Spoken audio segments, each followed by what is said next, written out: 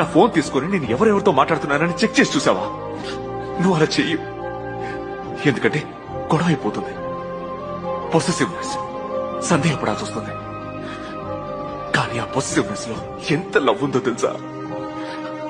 Office నుంచి లేటుగా వస్తే ఎందుకు ఏంటి అని ప్రశ్నించకుండా ఉండడంలో లవ్ లేదు.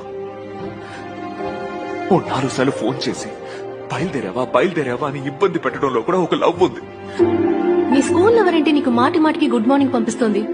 గుడ్ మార్నింగ్ తో ఆగితే సరే, అది గుడ్ నైట్ వరకు వెళ్ళిందనుకో చంపేస్తా నేను. తాను బెంగళూరుకి వెళ్తే నీకెందుకు చెప్పాలి? ఇది కరెక్ట్ కాదు మనం. నాకెందుకో తప్పనిపిస్తోంది. It's bothering me a lot. నేనే ప్రతిసారి భోజనం ఎలా ఉందని అడగాల? ఫోన్ చేయగానే నాకు కాల్ చేసి బాగుందని చెప్తే ఏంటంట? నిన్ను అడిగే కదా నా ఫ్రెండ్స్ తో ట్రిప్ ప్లాన్ చేశాను.